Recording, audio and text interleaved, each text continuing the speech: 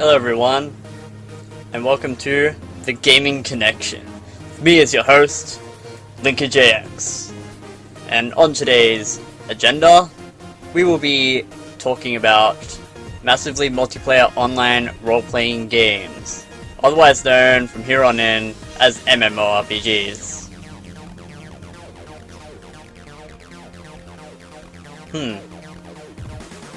So what is an MMORPG? An MMORPG, essentially, in a nutshell, is a role-playing game that is massively multiplayer and online. So that means that there is a lot of people in the one area that must quest and kill things and adventure to act out a role that they play within the game. For many, it is a role that one becomes attached to within themselves. The character that they play within the game becomes their reality whilst playing the game. Although some people find this hard to, not cross into their real lives. So yeah.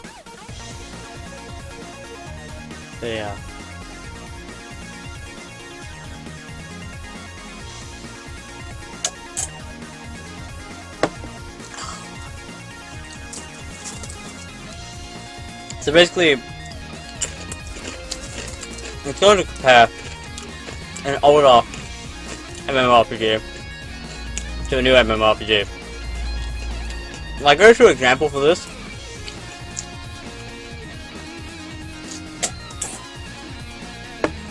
There's one that I played briefly called Ultimix Online. Now, a lot of you people probably watching this probably don't remember Ultimix Online because you're probably used to the new MMOs like World of Warcraft, Rift, stuff like that. But basically, those of you that have played Ultimix Online, you'll know how much it is in the way of superiority to current MMOs. For instance, it wasn't exactly all that too well defined what you're supposed to be doing in the game. You just had this world, you could, explore it, kill shit, loot shit, kill other players. Yeah. Players were free to choose their own role within the world. And it was actually pretty fun. Especially when you kill someone and then they drop all their crap where they died. And then you steal all their crap. Not many MMOs do that today. I mean, I think the first one to stop it from doing that was World of Warcraft. But anyway. So, Ultimix Online. It was 2D, of course. It was a top-down view game.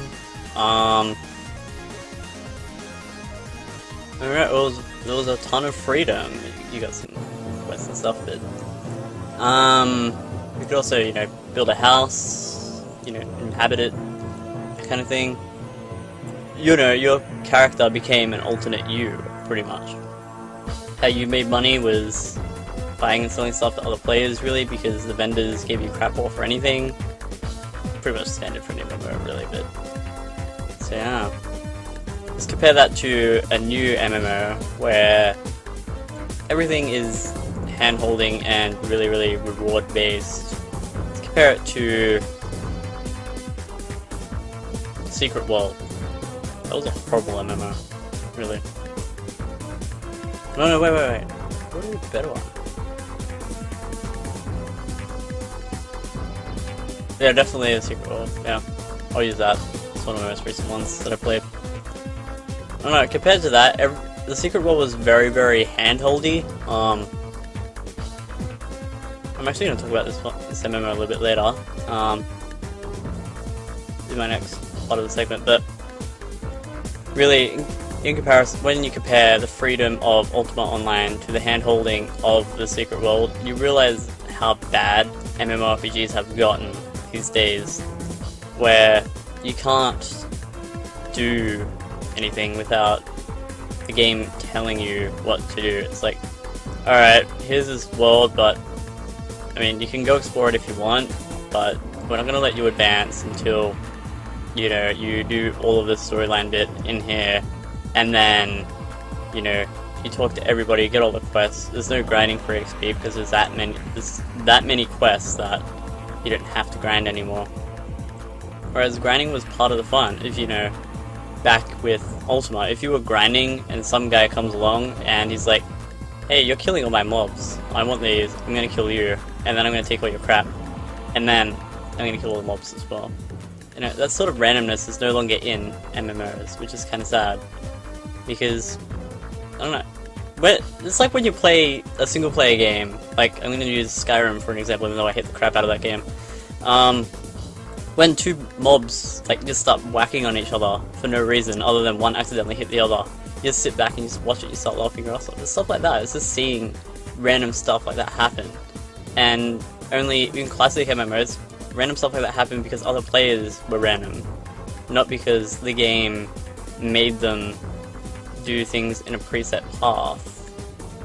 So yeah, I don't know, it's just a lack of freedom in these modern MMOs. It's really weird. So yeah, more freedom please.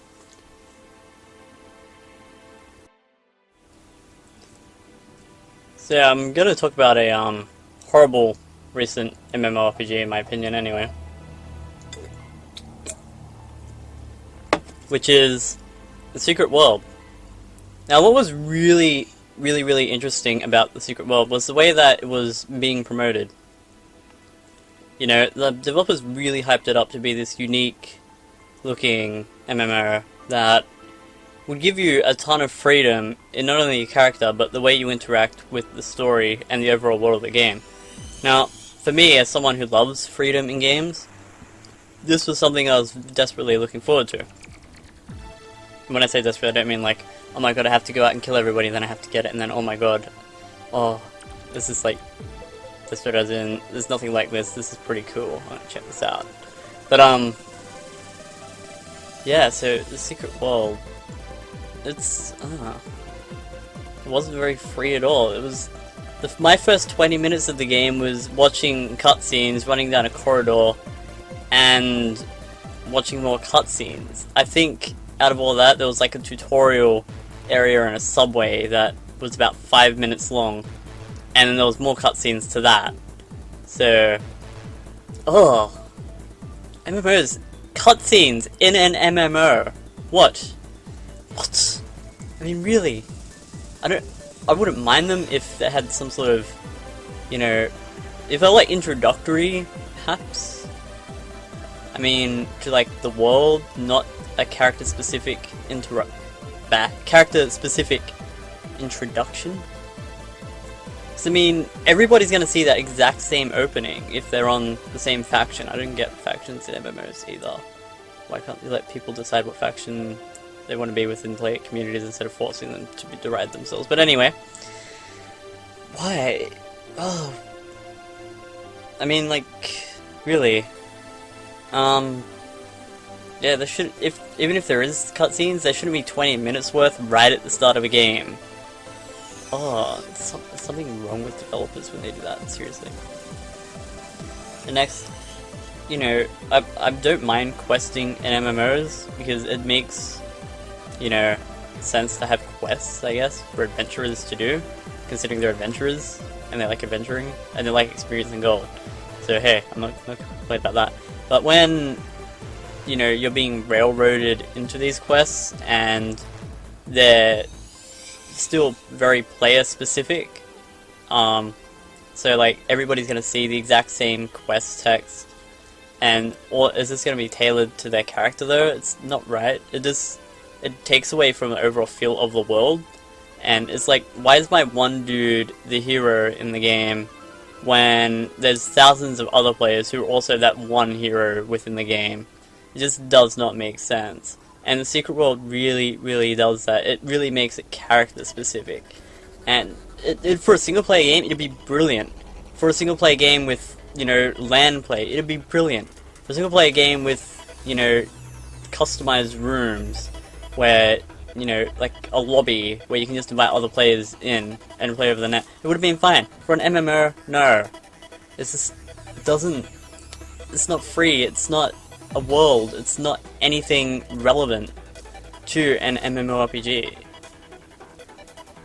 I mean, why make it massively multiplayer when the story is just going to be about you anyway? There's no point to that. And it's something the Secret World does incredibly wrong. So, yeah, that's the end of my spiel on the Secret World and its lack of freedom.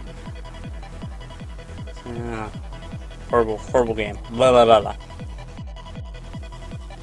Alright guys, so basically what I'm going to talk about now is an MMORPG that's recent and kind of okay. I don't think any recent MMOs are probably going to ever compete with classic ones. Mainly because developers see, you know, a kind of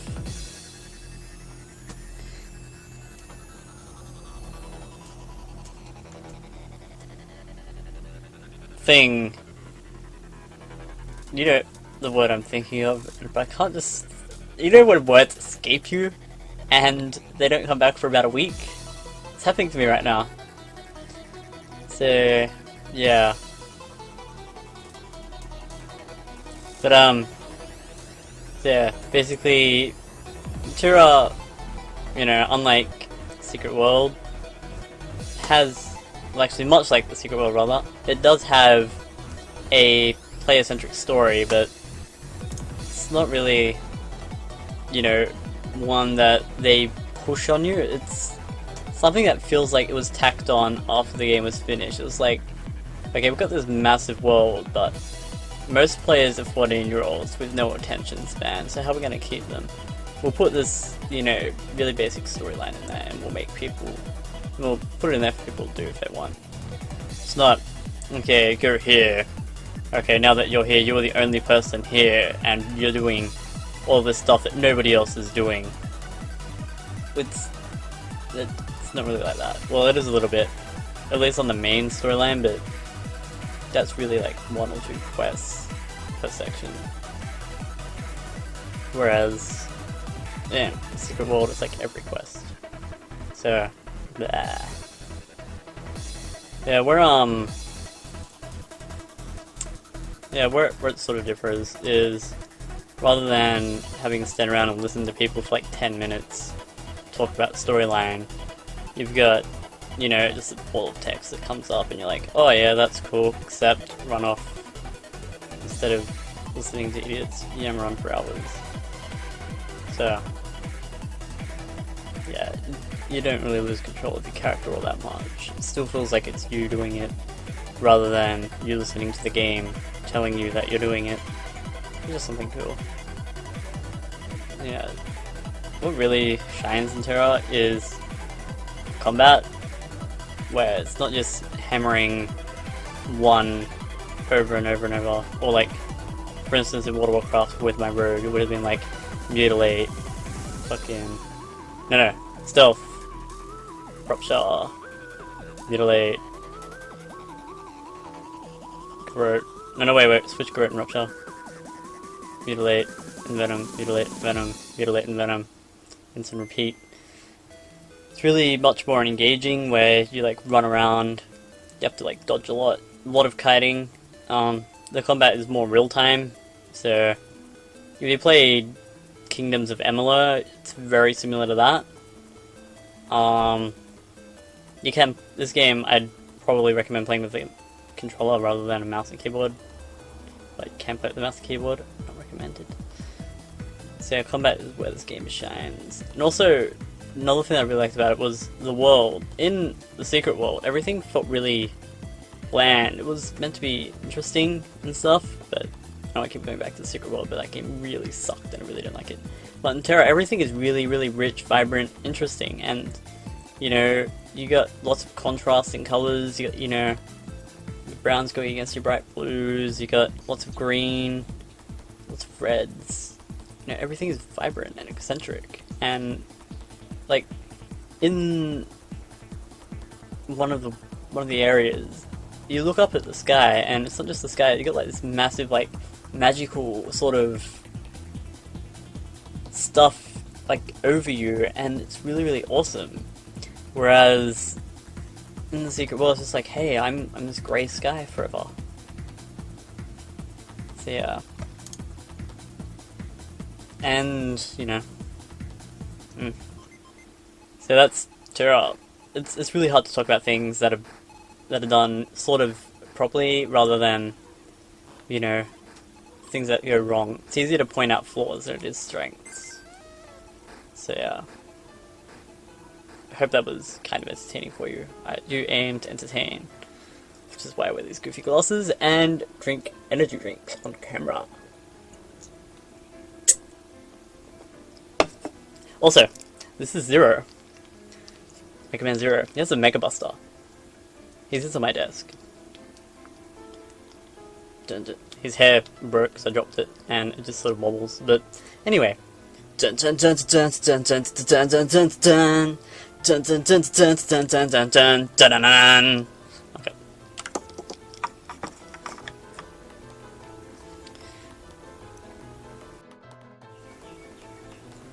Okay, so basically what I want to talk about is the way MMORPGs should be handled, I feel, anyway.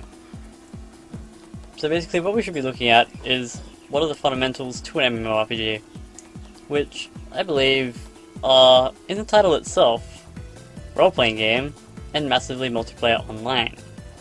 So basically, an MMORPG should be a game that gets a lot of players together to act out different roles while playing a game.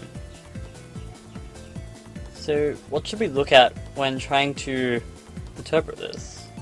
We could look at the classic role-playing games before the internet was invented. Stuff like pen and paper stuff, like Dungeons and Dragons, for instance. I mean, look at that. That had you literally using your imagination to work out what your role was. You could pretty much do anything you could think of. And while computers are limited in a sort of yes/no logic, it's you know, it makes it a bit hard to simulate perfect imagination. Still, developers should be giving you options to live in a fantasy world the way you would in a pen and paper game. For instance, even having it simplified so that, you know, you can turn, you know, safety off, like in Fable and Kingdoms of Amalur, so you can just attack villages, for instance. You know, it's already more freedom than 90% of MMORPGs out there at the moment. Assuming, you know, you're not on some sort of cross-faction thing like World of Warcraft, where if you're LaForge, you run into Stallman and just kill all the NPCs there. But, another thing should be, you know, instead of giving you factions are fine for what they are, by the way, I reckon, but still, this is me speaking, everyone should be able to choose a faction within a community rather than be forced to be a certain faction. But it's just me, like, there's nothing wrong with it, it works perfectly fine for role-playing purposes as well, it's just, I don't know, I like the way Tira did it.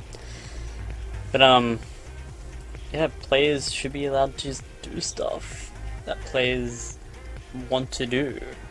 Like, for instance, whenever I think of freedom in MMOs, like this is something that all MMOs should have, is more freedom, is I think of Fancy, the famous bard from EverQuest, who, if you don't know the story of Fancy, it's pretty interesting. Basically, he was a player that was fed up with everybody going on the bad guys team just because they looked cooler. I mean, people are superficial, so of course they're going to go with the best looking things. I myself choose female characters in fantasy games just because they look better than the dudes in fantasy games. But in like modern setting games and futurist settings, I play as male characters. I don't know why, it's just really weird. But yeah, so I can sort of relate to that. But anyway, Fancy, what he would do is he would go around to like mobs, like clusters of enemies, and just get aggro on all of them, and then train ride them into other players, getting the monsters to kill other players for him, while he just sort of sat back and laughed.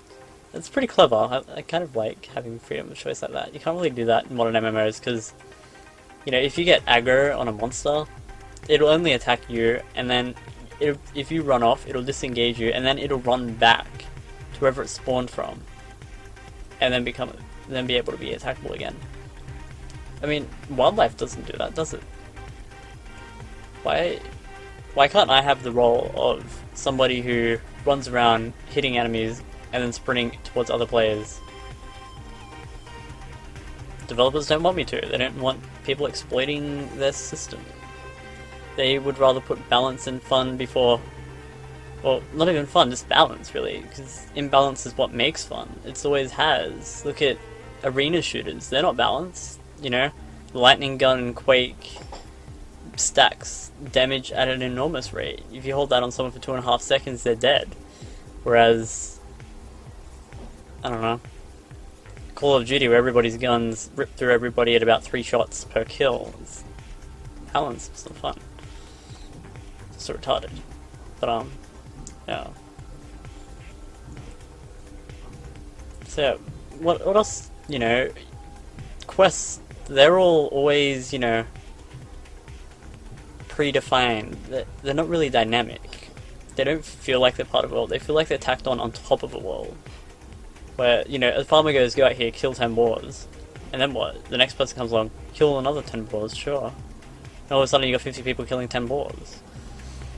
Why couldn't they have like a dynamic system where, you know, one player, like a whole bunch of players kill 10 boars, and then after a certain threshold has been met, why not have the farmer then go, okay, now that I got this boar meat, I'll get players to bring me firewood so I can cook it, you know, build fires and stuff.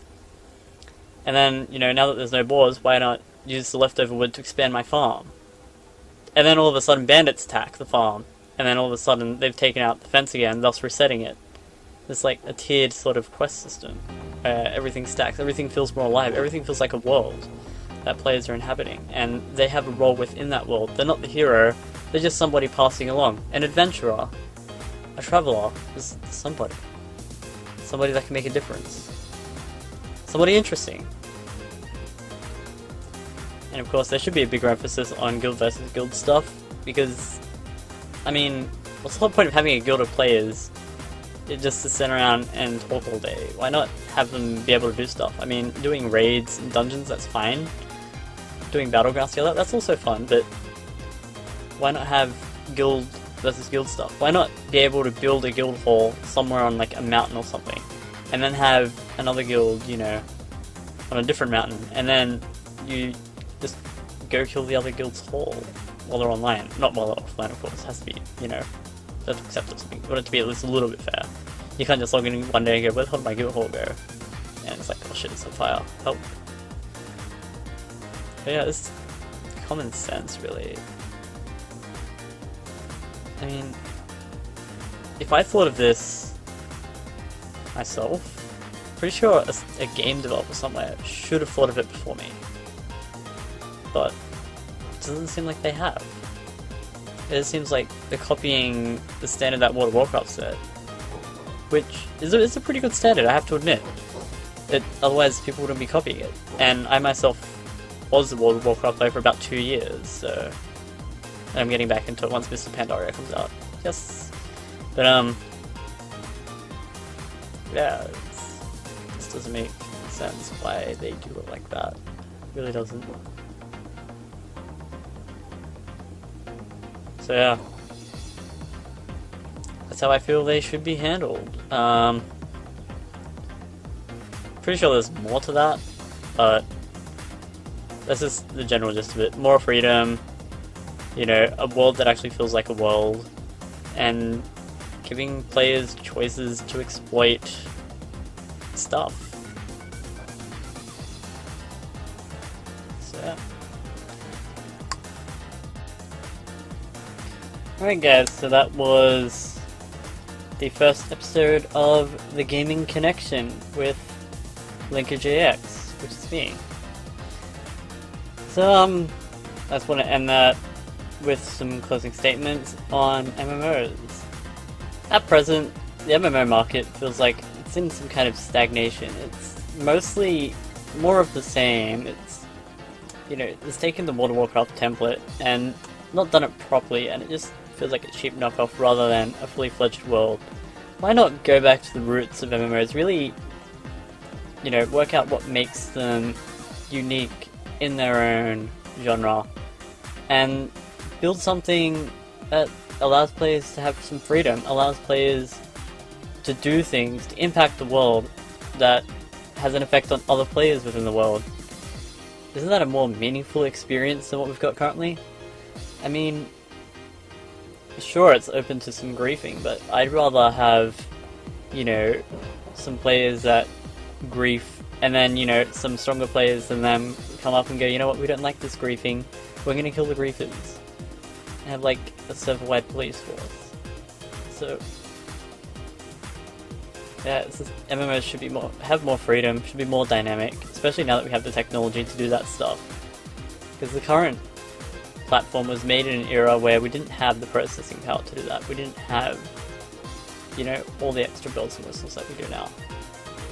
So, a freer MMO, more player interaction, less copy-paste. That's what I think. I'm pretty sure Zero here agrees with me. He agrees. He has a mega boss trained at you developers. If you don't make better MMOs, he will mega boss your ass. Yeah? Okay. So yeah. So basically, now I want to connect with you fans.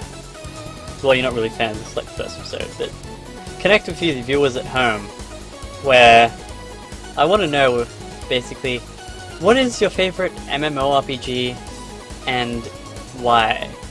You can send me your answers via Twitter using hashtag #GamingConnection. So that's it'll be in a pop-up box down somewhere on the screen. But yeah, hashtag #GamingConnection, and tell me what is your favorite MMORPG and why. You can also check out my Twitter, which is at LinkageAX, which will also pop up somewhere on the screen here. You can check out our official website, capscomputers.com.au, at capscomputers.com.au. And thanks for watching, everybody. We hope you had a good time, learned something about MMOs. If not learned, at least you're able to see how bad modern ones are, maybe. If you have anything you want to say to me, you know, you can email it to, or you can just hit me up on Twitter, really. At LinkageAX, using hashtag #GamingConnection for any comments and stuff. Thanks for listening, and adios. I would kiss you, but I'm not sure if you're male or female. So, yeah. Goodbye.